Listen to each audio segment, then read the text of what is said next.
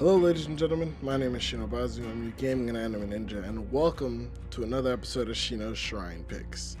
We'll be going over the shrine choices for this week's August the 20th of 2019, and boy do we have an actually really good shrine. I would say average for survivors, but actually really good for killers, so be paying attention to this one for you killer mains. But either way, I know it's been a few days since I've dropped anything, but we're back for the shrine show, so let's just go ahead and hop into it. Okay, so first today we're starting on the survivor side. First up, we've got Quentin Smith's perk Wake Up. For those of you who don't know what this perk does, essentially once the perk is activated at the end of the game when the exit gates are powered, you can see the aura of both exit gates as long as they're within 128 meters, which is pretty much the entire map on any map. But as it stands now, 128 meters of either gate, you can see the aura, as well as, and when you're opening the gate, all the other survivors can see the aura up to 128 meters as well. The other ability of this perk is that when opening the gate at tier 3, you open the gate 15% faster. It's 5% at tier 1 and 10% at tier 2. So essentially this perk was essentially made as a hard counter to Freddy's Remember Me. For those of you guys who don't know, Freddy's Remember Me perk adds 5 seconds to opening the gate every time a survivor gets hit. This perk is basically literally Quentin's counter to it, since kind of makes sense since he was, Freddy's survivor.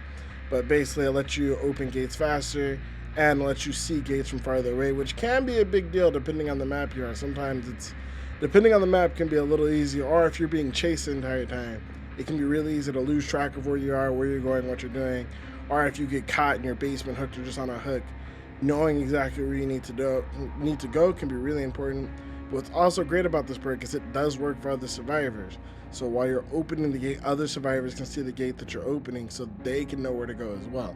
So if you're opening the gate and other people are being chased, they know where their safe haven is even after the gates have been powered and so on and so forth, as long as you're opening them. I think the perk is a decent perk. I wouldn't even say like great. I struggle to say decent because it does have some play. As I said, it's a hard counter to Remember Me, and in the current endgame collapse meta, could be vital to getting out. My personal opinion though is it's just too weak as it stands. I think that this will probably be one of the perks that they're looking at when they do the rework or the next perk walk around where they buff all the perks. It's odd because this perk actually recently received a nerf. It used to be not a meter range and just anywhere on the map as long as you could see auras, like you could always see the auras of the gates. Now it's only 128 meters. Doesn't really matter, as I said, because most maps aren't bigger than that, but it's an interesting nerf to give it either way. But more than likely when they look at these perks, they're probably going to be the perk that one of the perks that they rework and they buff in some kind of way. In my personal opinion, when the endgame collapse, it can be useful. There are situations in which it can be what saved your life, but there are also other perks that I feel like in those scenarios would be a little bit stronger. Spine Chill would honestly be one of them. One, so that you know to get off the door if the killer's nearby, and two, even though Wake Up gives you a 15% buff, this gives you Spine Chill gives you a 9% buff and also lets you know when the killer's coming towards you, which could be a lot more valuable depending on the situation. That's just kind of my opinion on how I feel about it, but everyone else is going to have their own thoughts on that. As for perks that synergize well with it, gonna have to go back with Spine Chill and Resilience. Arguably, any endgame perk would synergize well with this. Adrenaline, Nobody Left Behind, Hope, but those are just synergistic in the sense that they're all endgame perks. Those are perks that make you be able to move and do things faster towards the end of the game, but don't really, in my opinion, really work towards like helping, if you would, or helping what the main goal of this perk is. So I would have to say, personally, in my opinion, the only two perks that truly synergize with this is going to be Spine Chill and then maybe Resilience. Resilience does synergize extremely well, but of course you have to be injured for Resilience. Spine Chill, on the other hand, Wake Up helps you open the door 15% faster. Spine Chill gives you an extra 9% of the killers coming. That could be extremely close, I think, totally. I don't know if they stack or how they stack exactly, but if it does stack just pure percentage-wise, then that's a 24% door opening speed boost, which could be really clutch in those end-game collapse scenarios. But outside of that, I don't really see too much use for this perk. It's a nice perk. I like it. I run it whenever I have a door opening daily, but outside of that, I don't ever really worry about this perk, and it's not something I run in my traditional builds. There was a period in time in which this perk got bugged, in which case it increased all action by 15% at all times. That was 100% not intended by the devs, but was nice while it lasted. Let's move on though. Okay, next up on Survivor side, we have Distortion. This perk I actually feel like is actually extremely strong, especially at higher ranks. Essentially how this perk works is you get 3 tokens at the start of the match, and every time the killer does something that should allow it to see your aura. This means if you are seen by Barbecue and Chili, Nurse is Calling, I'm All Ears, Bitter Murmur, Myers aura reading, and Freddy's old aura reading. He's been reworked now, so it doesn't have anymore, but Freddy's old aura reading, Rafe's aura reading with the All-Seeing Blood. Anytime the killer would see your aura based on like one of their abilities, so they actually see your outline and you glow for extended period of times, anytime that activates for the next 10 seconds, 6 seconds at level 1, 10 seconds at level 3, not only do they not see your aura, but it consumes a token and it activates it, so you will not show any, they cannot see your aura, and you will not leave any scratch marks for 10 seconds. It's essentially like Poise, but for like killer aura reading.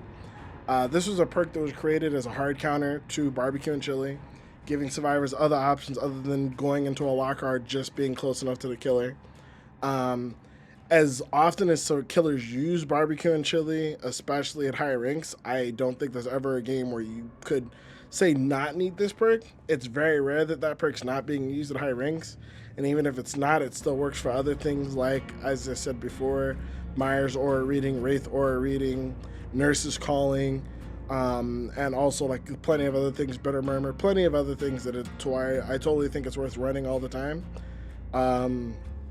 My personal opinion is one of the strongest forms of this perk, or the perks that I feel like this synergizes the most with, would be any other stealth perks. This works extremely well with your Spine Chill and Urban Evasions. If you're trying to avoid the killer, 1, it lets you know that he has Barbecue and Chili, so you can make, adjustments like while you're running around the map. And 2, again, it's extremely good for being stealthy. If he's got Barbecue and Chili and you know that he's going to be coming towards you regardless, just think he's going to be coming your way, you can use that 10 seconds to just straight book it out of there and not leave any scratch marks. So as you can say, it also works really good with Sprint Burst or any exhaustion perks. In my personal opinion though, I think it works strongest with stealth perks. So this would be things like Iron Will and Quick and Quiet are my 2 favorites. This is something I'd run in place of, say, Dance With Me or Poised. My main thing of this is, like, say you're ever playing against a Nurse player or a Spirit, and they catch you if Nurse is Calling, or they see you if Nurse is Calling. You may not even know the Nurse has Nurse is Calling at first, but you'll be healing. She'll come into range of you. You'll stop healing because you just consumed a token, so you see your token's been consumed, and you can just straight run. No scratch marks, no aura. She doesn't know where you are. And if you've got Iron Will and Quick and Quiet, you can hit a locker, you can hit a window, and she'll have no clue where you are. She won't hear you. It's really strong for evading those track-heavy killers who rely very heavily on their tracking perks, like their aura reading, like Nurse is Calling or things like that. So out of the 2 survivor perks, I know I haven't gotten into that, but this is clearly the winner of the 2. But if you haven't already picked up Jeff, who's part of the Legion DLC, The Darkness Among Us, I highly recommend you grab this perk. Even if it's not something you use all the time, it's something you can use all the time. Extremely powerful in solo queue, extremely powerful in survivor friends, and extremely powerful in pretty much all rank 1 games. Okay, first up on the killer side of things, we've got Barbecue and Chili. This perk is essentially what Distortion was made to counter. It is in my opinion, the single strongest killer perk in the game. It is Leatherface's perk, comes from the Leatherface DLC, which is one of the cheapest DLCs to buy. But if you don't already have Leatherface and you're not planning on picking him up, realistically, this is all I'd recommend you get Leatherface for. His other 2 perks are really good situationally, but this perk can literally be ran on any killer at any time, And in my opinion, if you're leveling killers or you don't know what to run on killer, this is easily just a go-to perk to put on your killers and leave on unless you have a specific reason to take off. But let's explain what this perk does. Essentially, the way Barbecue and Chili works is when you down a survivor and hook them, it unlocks your ability to see all other survivors' auras as long as they are more than 40 meters away from the hook. On top of that, every time you hook a survivor for the first time, you get a 25% stackable bonus to gain a maximum of 100% extra blood points. So what this perk essentially does is, as you catch a survivor, when you throw them on the hook, any survivors who are hiding across the map, you will see their aura for 4 seconds. Unless they're doing something to block the aura from being read, like hiding in a locker, or you running a perk like Distortion, you will know exactly where they are for 4 seconds. On top of that, every time you hook a new survivor, you gain a 25% blood point bonus, and that's like on top of at the end of the game. So if you gain 10,000 blood points and you hook one survivor, then you get an extra 25%, so you get 12. You'll get 1250 that round instead of 10k. If you manage to hook all 4 survivors, this means that you also gain basically double blood points for that round. So it highly incentivizes playing the map, going out, finding multiple survivors, hooking multiple survivors, not necessarily tunneling people. I like this perk in the sense of it does promote not tunneling. One of the biggest excuses killers used to use for camping was the fact that they didn't know where the other survivors were. And so with this perk, it tells them exactly where the other players are, so they have no reason to stay by the hook. They need to go clear across the map from the hook. Obviously, there's a double-edged sword, because if killers don't see any auras, now they've used that as an excuse as they know someone was there because they didn't see any auras, but that's a debate for another time. But like I said, it's just an extremely strong perk. The amount of information this perk gives you when it gives it to you is just so important. Knowing exactly where the other survivors are so you can start your next chase, knowing if there's anybody close to you, if you need to like check around to make sure there's no one just kind of waiting for the insta save, knowing where people are hiding at if they're hiding in the corner or waiting for hatch. The amount of information you get, even if it's just for 4 seconds, is insane. This is extremely powerful on high mobility killers. So Spirit, Hillbilly, Nurse, even Huntress. You guys will probably see all of the Huntress montages where they hook somebody, they get the barbecue and chili stack, and they chuck the hatchet clear across map to hit the survivor on the generator or whatever. It is insane how much you can do with this perk. But even if just not having that insane amount of information, the real winner of this perk, in my opinion, is actually the double blood points. Getting the extra blood points for every hook, one, not only incentivizes you to play better by hooking multiple survivors and trying to go after multiple players, but just having that extra blood point income, especially on killers who already get so many more blood points than survivors, basically ensures that every game, as long as you're half decent at killer, you're walking out with like at least 20,000 blood points. If you're a good killer, more than likely you're walking out with anywhere between 50 and 60,000 blood points a game. That's literally a full blood whatever every game. That means that every game you'll be able to have a ultra rare add-on if you want, an ultra rare, a very rare add-on, a very rare offering. It essentially means you can get through a blood web every game, and that means you can always keep using the best add-ons and the best offerings every single game, which just makes every killer so much stronger. And being able to have such a high income to always be able to keep cycling through add-ons just becomes a cycle of just OPness, and just OP killers. Stop it. I know what you're about to do there. This is a Christian YouTube video, okay? Anyway, barbecue and chili, extremely powerful perk. I haven't even gotten to what it synergizes with. Perks that it does synergize extremely well with: Iron Maiden. One of the best ways to avoid this perk is by using Iron Maiden to hide, or by using a locker to hide so you don't give away your aura. So running this with Iron Maiden means when the survivor hops in the locker to avoid barbecue and chili and then comes out of the locker, you'll know exactly where they are, and you get that one shot on them. And of course, again, knowing where they are, getting that one shot, extremely powerful, especially in high mobility killers. Other people this works really well with is, I'm gonna say, actually Infectious Fright. If you down a survivor and hook them and don't see anybody else, you can also say down someone else near the hook if there isn't anyone else near the hook to find that other hiding survivor. So say in a situation where you hook somebody, you see one person across the map and don't see the other two survivors, you know that they're both nearby, and if you can down them, they're both probably within range of infectious fright. I can't really think of anything else that this really like quote unquote works with outside of that, except for anything that might give you mobility. But like I said, this is just a really strong perk, works really well on Nurse, really well on Hillbilly. I think every killer should run it always, unless you have a specific reason or a specific build you're going for. I don't think you should ever take this perk off. But that's just my thoughts. Like I said, if you're a killer, this is literally the best perk in the game for you. The only perk that I think even comes close is Whispers, and I personally think it beats out Whispers just for the double blood points. Having that extra income on a killer is just so important. More important than even having Whispers. And that's rare for me, believe me. Okay, last, but certainly not least, on the killer side, we have Corrupt Intervention.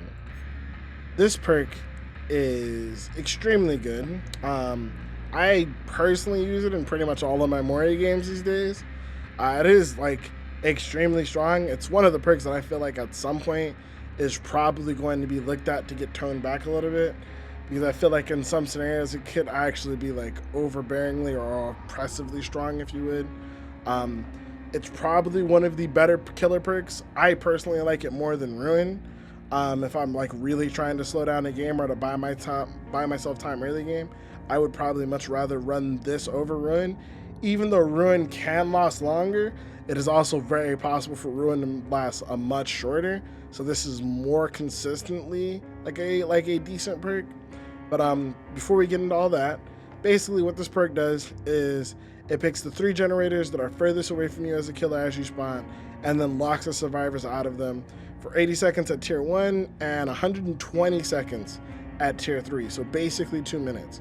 So essentially, when you start the game, it'll pick the 3 generators that are furthest away from you and prevent survivors from working on them.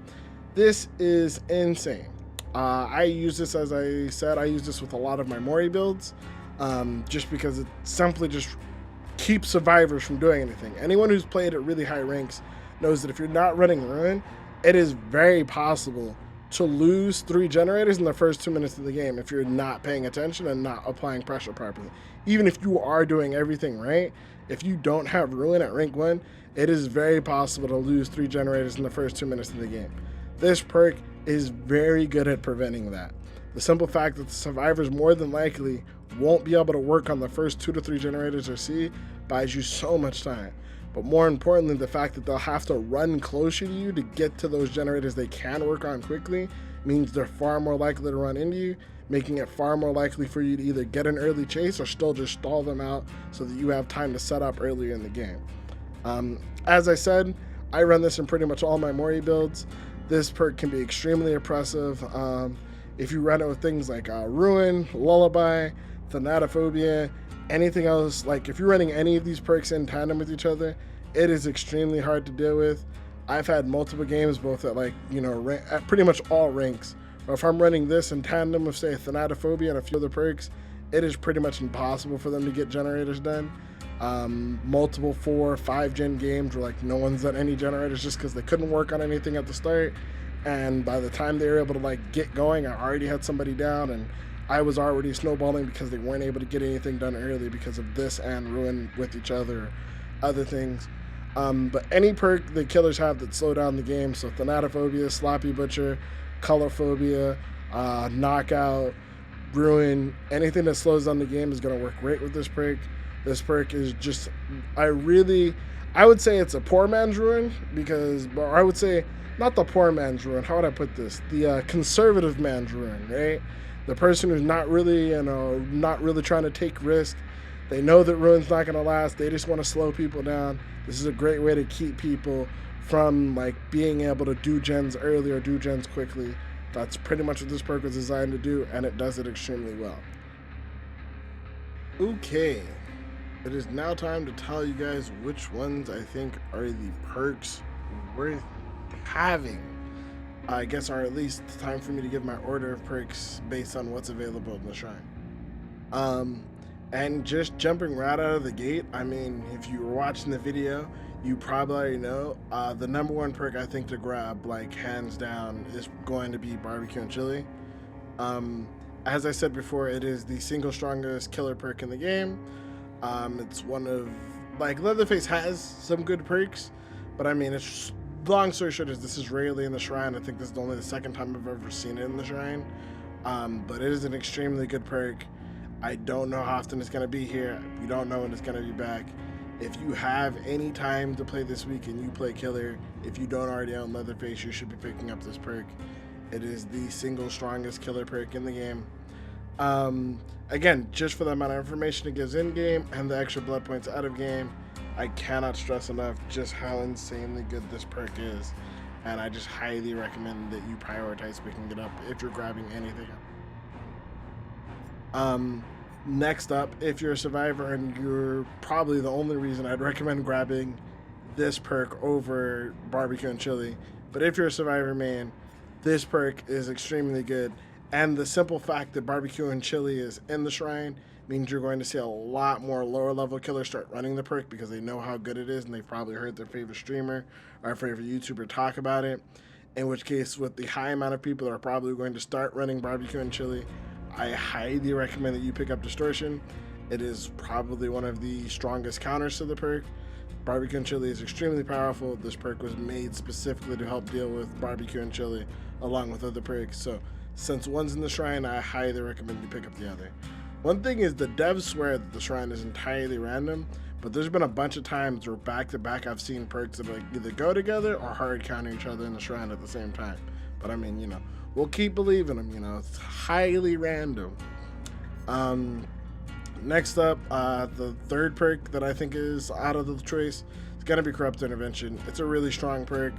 I hate dealing with it as a survivor, which in my mind is like one of the like first notifications of it being a strong killer perk. It's just something I hate to see. It's something I hate to deal with, thus making it just really strong. I run it in pretty much all my Mori games, and in my opinion, it's just a more reliable version of Ruin. So if you're looking for something to slow down the game, you don't have Ruin or just don't like running Ruin, this is a much stronger version of it in my opinion. And not to say that it's stronger overall, because Ruin obviously does do a lot more, but just having, if I had to pick one or the other, I would probably pick this more often than not, simply because I don't have to gamble with Ruin.